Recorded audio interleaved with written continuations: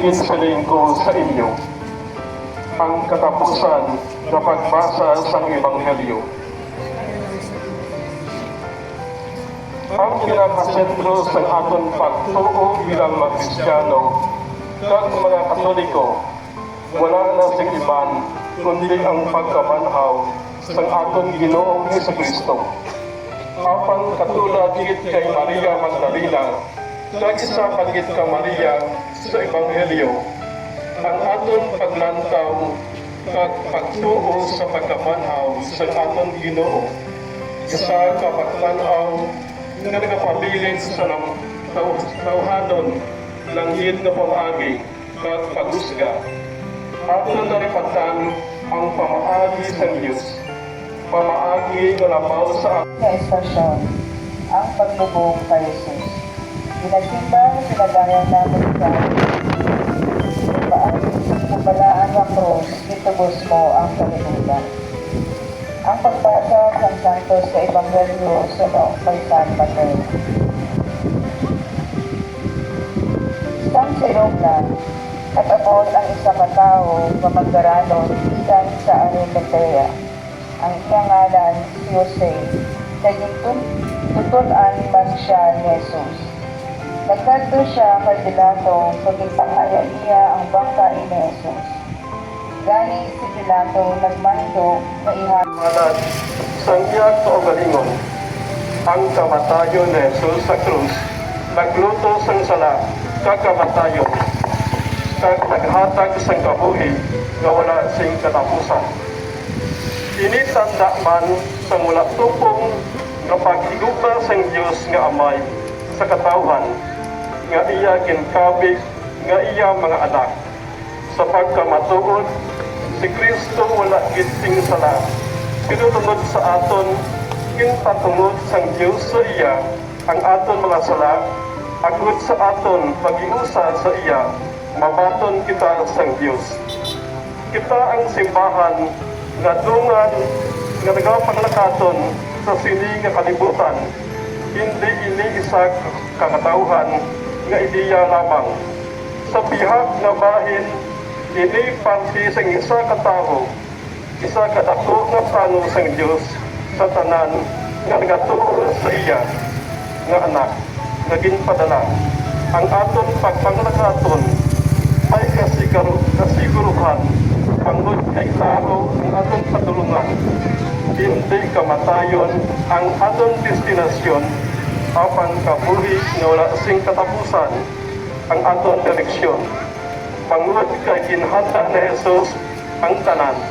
Ang aton bahin amo ang mahigugmaon nga paghilihugyon kag partisipasyon para sa paglambot sa misyon sang simbahan. Isa ka tawo kag ang iya sana nga ginpatungbayaan mo ako. May mga tawo nga nagatindog-kitong nga nakabati sa yagag nagsiling. Ginatawag niya si Elias. Sa gilayon, nagdalagan sa ilang. Nagkuha sa isbungha. Gintumoy ini sa maaslong nga bino. Kagin takod sa puntasang tukon. Kagintinguhaan nila ang pagpainom sila sa iya. Pero ang iba nagsiling, ulat anay, tanawon ta nung nagkari si Elias sa pagluwas sa iya. Liwat nagsingit si Jesus sa mabasko gatingog, tanda bukto ang iya ginhawa. Ang katapusan na pagbasa sa Ebanghelyo. Ang aton silot, nagalimat sa aton, tungod sa aton mga gintimo nga malain. Kag nagsiling siya kay Jesus, dumduma ako kung magkarita subong mahay. Si Jesus nagsiling sa iya, nagasiling ako sa imo, karon ika adlaw, pagikaubod ka na ako sa paraiso. Ang katapusan na pagbasa sa Ebanghelyo. Pangalanggo, mga ulo, akan yung tumon inilabit ako pagkakugman ni Ginoong Kristo. Kristo sa aton tanan. Anuman sa dako sang sala nga aton nahimo, fundamentoso lamang kita kag magpangayo sa iya kapatawaran. Handa siya sa pagpatawad sa aton sa girayon. Anuman sa gamay o kadako sang sala nga aton nahimo, iya di pamatud-an sa iya pagpatawad sa mga nalalansang dungan sa iya. Sa hindi na pangalo sa kapatawaran, sa iya pa siya imprometahan na iya siya pagdalhon sa iya ginarian sa langit.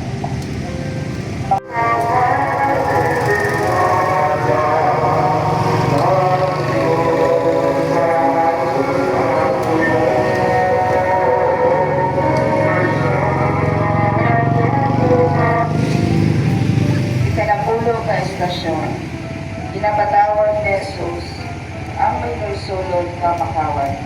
Pinagsimba o dinadayaw lamang ikaw o Kristo, may paagi sa iulaan ng krus, itubos mo ang pagkakas. Ang pagbasa sa Santos na Ebanghelyo sunod kay San Lucas. Ang isa sa mga kriminal na nalansang sa krus, ito, nagpasipala sa iya. Hindi ba na ikaw ang Kristo?